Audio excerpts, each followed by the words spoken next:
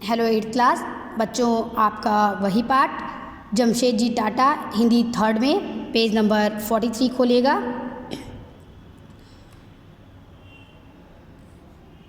देखिए page number 43 paragraph second.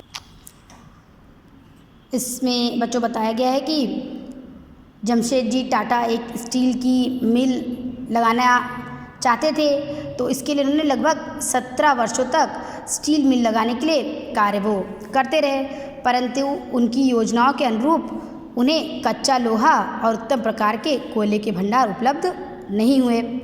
फिर एक दिन जब बिहार के झरिया जिले में कोयले के बहुत बड़े भंडार पाए गए, तो उन्होंने उसके करीब ही प्लांट लगाने का निर्णय ले लिया और उसके लिए दूर दूर तक की सारी ज़मीनें खरीद डाली। फिर एक दिन जब बिहार के झरिया ज़िले में कोयले के बहुत बड़े भंडार पाए गए, तो उन्होंने उसके करीब ही प्लांट लगाने का निर्णय ले लिया और इसके लिए दूर दूर तक की सारी ज़मीनें खरीद डाली। बताया बच्चों, इसके पहले बताया मैंने। प्लांट के साथ साथ काम करने वालों के लिए उन्होंने वहीं पर एक शहर बसा लिया, जिसमें चौड़ी सड़कें, आरामदेह मकान, पार्क, मंदिर, मस्जिद, गिरजा, गुरुद्वारा, स्कूल, कॉलेज भी बनवा लिए और मिल की स्थापना वहाँ पर हो गई। बाद में उस शहर का नाम जमशेदपुर और स्टेशन का नाम टाटा नगर रखा गया। तो बच्चों एक क्वेश्चन आपका आएगा कि जमशेदपुर में किसकी मिल की स्थापना की जमशेदजी टाटा ने? तो आप बताइएगा वहाँ पे कि स्टील के मिल की स्थापना की। उनका यह सपना उनके स्वर्गवास होने के बाद ही पूरा हो पाया। जमशेदपुर दिन दूनी रात चौगुनी तरक्की करता रहा। किसी ने कभी सोचा तक ना था कि यह प्रोजेक्ट इस देश का सबसे बड़ा स्वदेशी प्रोजेक्ट बन जाएगा। आज की बहुचर्चित संसार की सबसे सस्ती कार नैनो का निर्माण यही कंपनी कर रही है। टाटा कंपनी नैनो का निर्माण भी कर रही है और आज टाटा स्टील सारी दुनिया में प्रसिद्ध है। शुरू में जिस प्लांट ने रेलवे लाइनें बिछाने के लिए अपने बनाए हुए स्टील से उनका निर्माण किया था और अंग्रेजी इंडस्ट्री को मात दी थी इंडस्ट्री को, आज वह इंडस्ट्री कारें, ट्रक तथा अनगिनत वस्तुएं बना रही है, जिससे देश की अरबों रुपए की बचत हो रही है।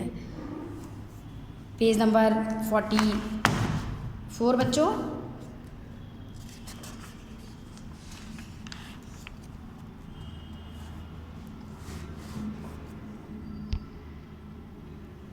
इसके बाद जमशेदजी टाटा ने बेंगलोर में मॉडर्न साइंस एजुकेशन के लिए इंडियन इंस्टीट्यूट फॉर साइंस के नाम से एक यूनिवर्सिटी की स्थापना की, जो उनकी मृत्यु के 5 वर्ष बाद ही अपना कार्य प्रारंभ कर सकी।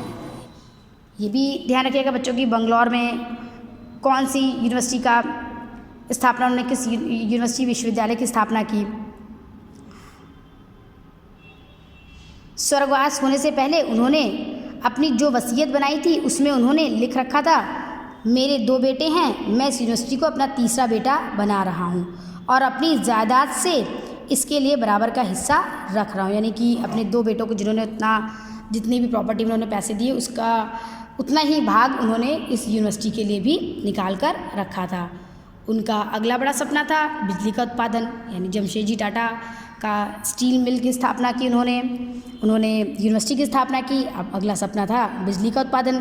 उन्होंने अपने जीवन काल में ही बम्बई से लगभग 50 मील दूर खंडाला, नाम तो सुना होगा बच्चों सबने खंडाला का, में एक हाइड्रो पावर प्लांट बनवाया। बम्बई के निकट होने के कारण खंडाला में काफ़ी वर्षा होती थी। उसका पानी इकट्ठा करके उन्होंने एक विशाल झील बनवाई और उस पानी से उन्होंने बिजली पैदा की। सबको पता है कि बिजली का उत्पादन पानी से होता है बच्चों, तो पानी की ज़्यादा मात्रा ज़रूरत पड़ती और मुंबई में बारिश ज़्यादा होती। खंडाला मुंबई से लगा हुआ है, तो वहाँ पे जब पानी वर्षा का पानी आया तो एक झील तैयार की, उस झील से बिजली का उत्पादन किया। जर्मनी और अमेरिका से जनरेटर मंगवाए, इंग्लैंड से बिजली की तारें मंगवाई और उन्हें बिछाकर अपना प्रोजेक्ट संपन्न किया। उनकी मृत्यु के बाद कुछ ही वर्षों में उस बिजली को बम्बई शहर तक पहुंचा दिया गया। इसके अलावा बच्चों जमशेदजी टाटा का एक बड़ा सपना था बहुत बड़े होटल का निर्माण करना।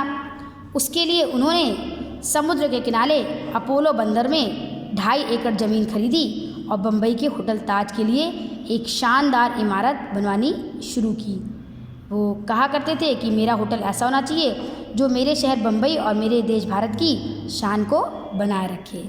ठीक है, ये बच्चों देखिएगा, ये आपका ये होटल ताज की फ़ोटो है। ये मुंबई में ये बहुत बड़ा 5 स्टार होटल है। ठीक है, तो इसकी स्थापना जमशेदजी टाटा ने की थी। इतना पढ़ेगा, इसके बाद हम आपको कल पढ़ाएंगे। Bye and take care everyone.